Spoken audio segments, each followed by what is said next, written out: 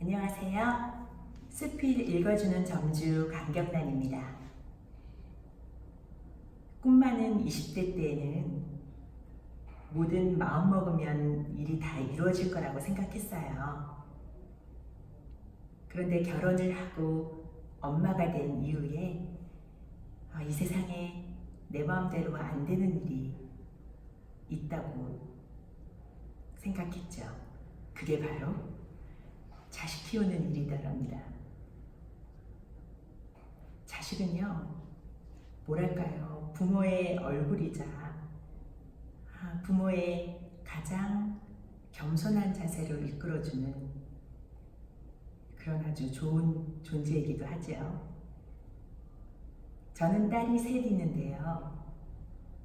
엄마의 성격은 하나인데 자식은 정말 성향이 다 다른 셋이라는 거죠.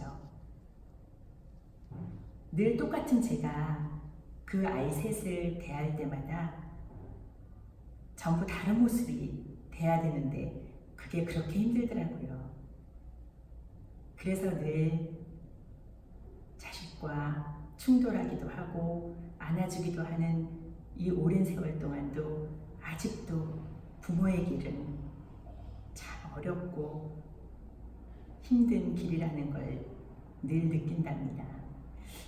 오늘 읽어드릴 글은요, 제가 그 편의점을 처음 문을 열었을 처음 맞이했던 겨울의 이야기예요. 그때 한 친구가, 초등학생 어린 친구가 문을 열고 들어섰거든요.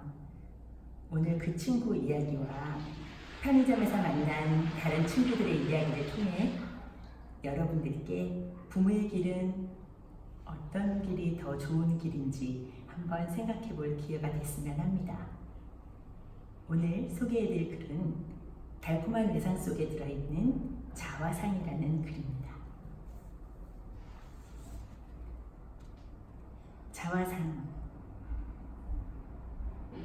금방 어두워져 유리 너머의 풍경이 아스라해질 무렵 초등학생인 것 같은 남자아이가 문에 걸린 종이의 딸랑 소리와 함께 들어섰다.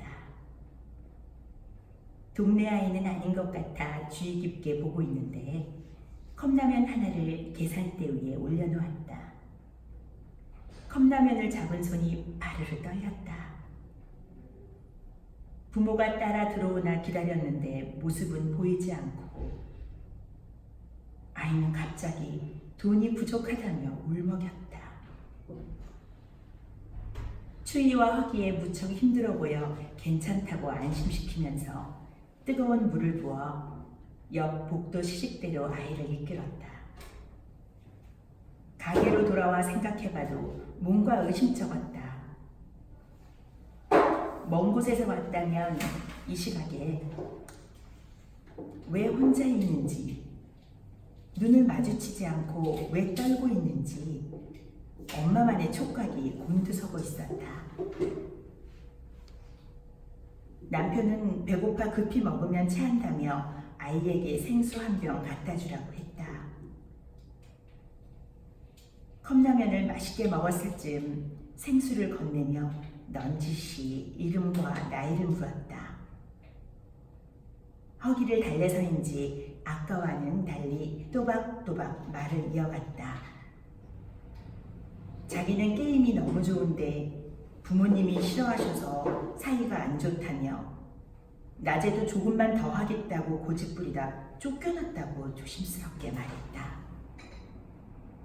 집이 어디냐고 물으니 용인이라고 해 깜짝 놀라 그럼 여기엔 어떻게 온 거냐고 하니 할머니 댁이 서울 남대문 근처라고 했다. 남대문도 여기에서 한참을 가야 하는데 지하철을 잘못 갈아탄 모양이었다. 아이를 추운 밤거리에 혼자 나서게 할 수는 없었다. 친구도 없어 무작정 서울로 온 아이를 부모 품에 안겨줘야 하는 게 당연하다고 생각했다. 경찰에게 연락해 줄까 물으니 싫다고 전화번호를 알려주었다. 수화기 건너 아이의 아버지 목소리는 뜻밖에도 담담했다. 얼마가 지나고 도착한 아이의 아빠는 감사하다는 말과 함께 편의점 옆에서 오래도록 담배를 피웠다. 그렇게 아이는 아빠와 함께 떠나고 아이도 부모도 객관적인 입장에선 이해의 마음이 생겨났지만 대화가 단절된 오늘의 가정의 모습이 보여 속상한 마음으로 멀어져가는 차의 뒷모습을 오래도록 보고 있었다. 다혈질인 엄마가 아이에겐 가장 치명적이다. 내가 그랬다. 딸들보다 앞서 걸으며 다그치고 화내고 전쟁 같은 세월을 보냈다. 기다려주고 눈 마주치는 아주 단순한 관계 형성을 독재자인 엄마 위주로 몰아세웠다. 큰딸의 대학 입시를 앞두고 수험생 기도를 시작하며 매일 아침 성당에 들려 기도하며 얼마나 많은 상처를 줬을지 딸에게 미안하고 죄스러워하며 시간을 채웠었다. 물론 하루아침에 내 성격이 변하는 건 아니지만 그 후 부모교육 강사의 길에서 내가 겪은 오류를 범하지 않는 지혜를 엄마들과 나누었었다. 젊은 엄마들은 다행히 차분하게 기다려주는 현명함이 있어서 좋긴 하지만 때론 아닌 경우에도 아이의 입장만을 고려해 상황을 외면하곤 해서 심기가 불편한 적이 종종 있다. 어느 날 아이들 여러 명과 그중 하나의 엄마로 보이는 젊은 여성이 들어왔다. 왁자지껄 커버룸과 음료를 계산하고 각자 타려는 순간 커버룸 비닐을 뜯던 한 친구의 실수로 컵 안의 얼음이 바닥에 눈송이처럼 뿌려졌다. 아이는 어쩔 줄 몰라 하는데 어른은 미동조차 없이 그 광경을 건너 불구경하듯 바라만 보고 있었다. 그러면서 아이에게 괜찮다며 입구 쪽으로 가만히 옷깃을 당겼다. 슬그머니 부하가 치밀었다. 뭐가 괜찮단 말인가? 얼음이 녹으면 물이 되어 그 물을 누군가 밟아 미끄러지면 큰 사고로 이어질 수도 있는 것을 그렇게까지 깊게 생각은 못한다 하더라도 문제 해결 방법은 아이에게 알려줘야 하고 생각해 보게 해줘야 하는데도 많은 부모는 당황하는 아이를 진정시키는 데만 집중한다. 그런 일이 아이에게 상처로 남지는 않는다고 생각한다. 오히려 내가 실수한 것을 사과하고 마무리할 수 있는 체험 또한 성장하는 데 중요하다는 것을 인지하면 좋겠는데 안타까운 만남이 있어 개운치 않다. 언젠가 접한 기사에서 식당에서 장난치는 아이를 말리려 하자 그 아이의 엄마가 애가 그럴 수도 있는 거 아니냐며 항의하니 애는 애니까 그럴 수 있지만 부모는 부모니까 그러면 안 되는 거라고 말한 일화를 접한 적이 있다. 그 상황에 딱 맞는 기막힌 답변을 했다고 무릎을 쳤었는데 내 입장이 되고 보니 부글부글 화만 치솟고 한 방을 노릴 수가 없었다. 아이에게 실수는 괜찮지만 사과는 해야 한다고 말했더니 아이가 얼굴을 붉히며 죄송하다고 고개를 숙였다.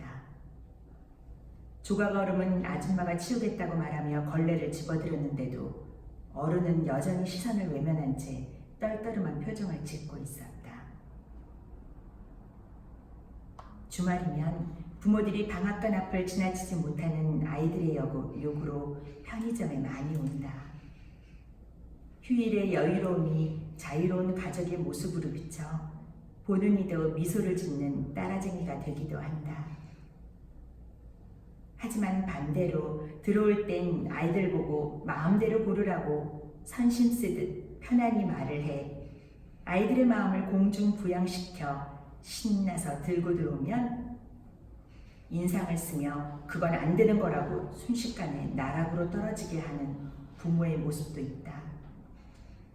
그러다 아이들이 칭얼대기 시작하면 번쩍 화를 내며 계산대에 올려놓으라고 외마디를 한다.